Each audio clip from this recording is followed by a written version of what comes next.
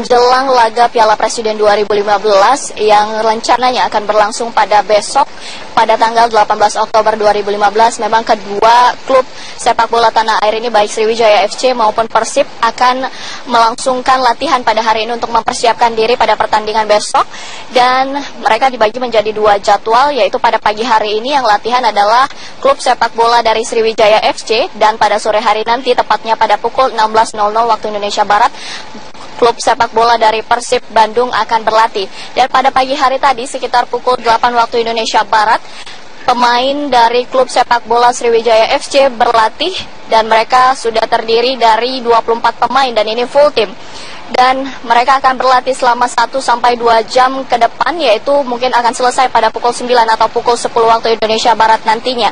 Dan untuk tiket masuk untuk menonton pertandingan besok, Maria, disediakan 70.000 tiket untuk supporter baik itu dari Bandung maupun Persib Bandung maksud kami, dan juga untuk Sriwijaya FC, dan 50.000 tiket dihususkan untuk supporter dari Bandung dan 10.000 lainnya untuk Sriwijaya, sehingga total keseluruhan tiket yang dijual adalah 70.000, dan 10.000 tiket lainnya akan dijual on the spot atau langsung pada saat menjelang pertandingan besok.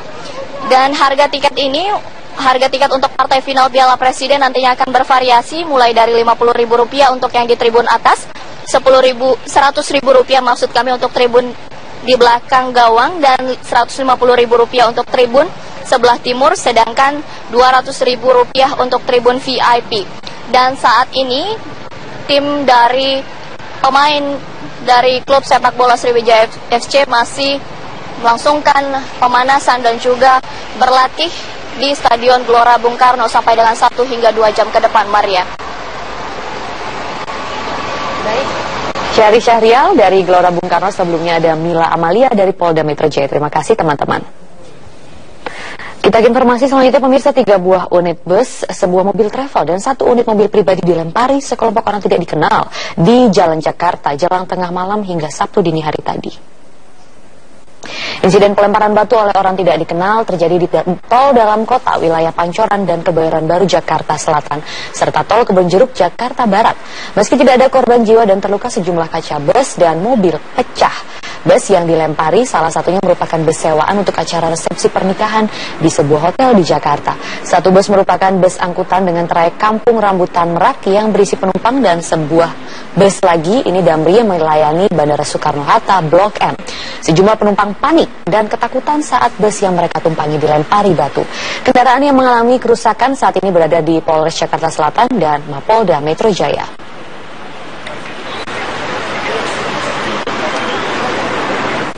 Pasca pelemparan batu ke arah bus Prima Jasa di kawasan Pancoran Jakarta Selatan, polisi melakukan sweeping guna melakukan penangkapan. Sejumlah remaja ditangkap petugas Polres Jakarta Selatan.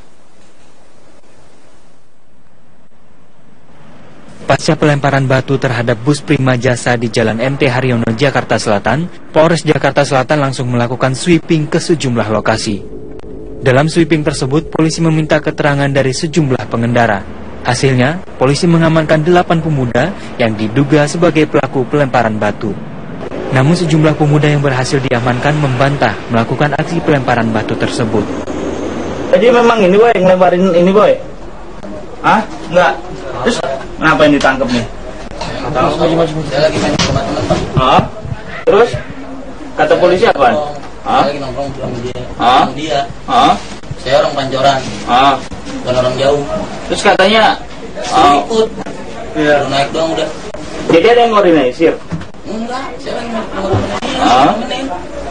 Terus tadi ngumpul-ngumpul ngapain? Itu di depan rumah temannya saya. Sementara itu, pihak kepolisian menegaskan jika aksi pelemparan batu dilakukan sejumlah supporter Jackmania yang sentimen terkait pelaksanaan final Piala Presiden antara Persib Bandung melawan Sriwijaya FC. Hubungan antara Bobotoh dengan Jackmania kan kurang harmonis.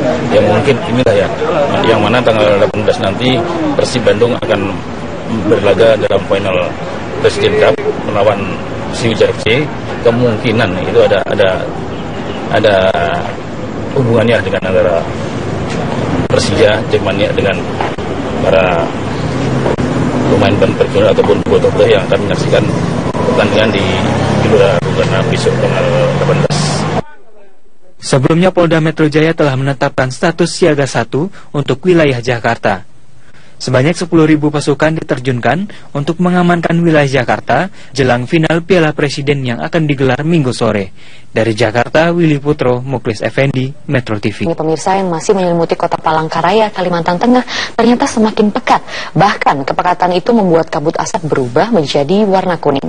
Sementara di Palembang, Sumatera Selatan juga masih terdapat sejumlah kabut asap yang pekat.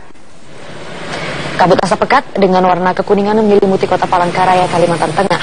Kualitas udara berada pada level sangat berbahaya dengan konsentrasi partikulat di atas 300 pm. Luasnya area lahan gambut yang terbakar menyulitkan koordinasi tim gabungan dalam upaya pemadaman. Jalur Trans Kalimantan Poros Selatan ini menjadi lokasi yang paling sering terjadi kebakaran.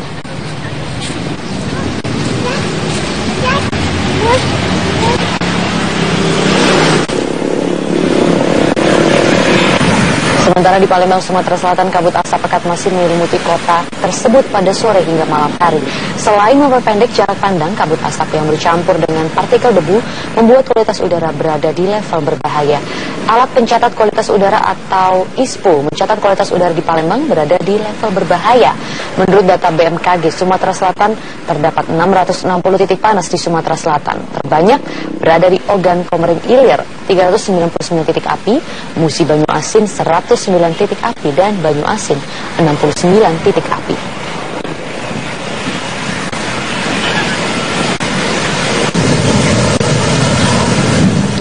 Cerita pasca bentrokan yang terjadi di Kabupaten Aceh Singkil, Aceh, ribuan warga yang semula mengungsi kini berangsur mulai kembali ke rumahnya masing-masing. Dari total 4.000 lebih warga yang mengungsi, sebanyak 1.700 jiwa mulai dipulangkan malam ini dengan pengawalan polisi dan TNI. Warga yang sebelumnya mengungsi di Tapanuli Tengah, Sumatera Utara mengaku sangat senang karena bisa kembali ke rumah dan kampung halamannya. Warga berharap situasi sepenuhnya bisa normal dan hidup berdampingan dengan rasa aman dan nyaman.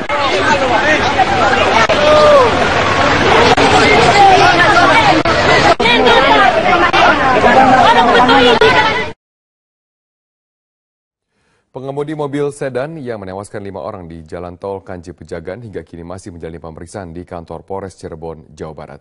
Kita bergabung bersama rekan kami Idam Samana untuk informasi selengkapnya.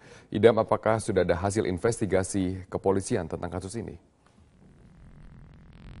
Ya Robert, hingga saat ini kami berada di Mapolres Cirebon untuk mengikuti pemeriksaan saksi-saksi di sini, dan hingga saat ini pihak Polres Cirebon belumlah sampai pada tahap kesimpulan. Sudah ada 7 saksi yang diperiksa, mulai dari pengemudi, 3 penumpangnya, serta korban selamat, dan juga saksi mata yang berada di tempat kejadian saat peristiwa kecelakaan itu terjadi kemarin. Polisi juga memeriksa atau memintai keterangan dari pihak pengelola tol. Selain meminta keterangan dari para saksi ini, pihak kepolisian hingga saat ini juga masih menunggu hasil pemeriksaan kesehatan terhadap pengemudi. Ini menjadi penting mengingat sebelumnya sejumlah spekulasi yang menyebut pengemudi dalam kondisi ngantuk, ada pula yang menyebut pengemudi dalam kondisi mabuk saat mengendarai kendaraan bernomor polisi BA 999 VR. Namun sekali lagi hasil pemeriksaan kesehatan inilah yang nantinya akan menjawab kondisi dari pengemudi saat kejadian. Selain itu pula, pihak polisian juga masih menunggu hasil proses rekonstruksi yang baru akan diagendakan. Ikut sertakan seluruh saksi, termasuk para penyidik, dan juga akan mengikuti identification Polda Jawa Barat. Selain itu pula, kami juga sempat melihat langsung kondisi di tempat kejadian, yakni di kilometer 231 Tol Kanci Pejagan, untuk melihat langsung sebenarnya seperti apa TKP-nya, dan kami menjawab pertanyaan-pertanyaan kami, khususnya mengapa warga begitu mudahnya masuk ke Tol Kanci Pejagan. Bahkan sempat pula kami mendengar bahwa selama ini Tol Kanci Pejagan digunakan oleh warga, khususnya mereka yang berladang di dekat tol, untuk menyeberang jalur tol. Dan di sana kami melihat jalur tol tidak dipasangi pembatas. Adapun tanda pembatas jalan hanya berupa patok-patok yang dipasang oleh pihak pengelola tol. Namun perlu juga kita cermati mereka yang masuk area tol berdasarkan Undang-Undang Nomor 38 Tahun 2004 adalah mereka yang menggunakan tol, pengguna tol dan juga pengelola tol. Khusus untuk pengguna tol adalah mereka yang menurut syarat dan ketentuan telah memasuki jalur tol dengan kendaraan dan membayar tarif tol itu sendiri. Sementara warga yang kita ketahui bersama adalah mereka yang tidak masuk dalam kategori pengguna tol. Posisi jalur tol sendiri sebenarnya membelah Desa Hulu Banteng, Kecamatan Pabuaran, Kabupaten Cirebon. Artinya ini membelah desa sehingga posisi permukiman dan ladang milik warga itu berseberangan dengan tol. Inilah yang dipakai oleh warga untuk memilih menyeberang langsung, sementara dari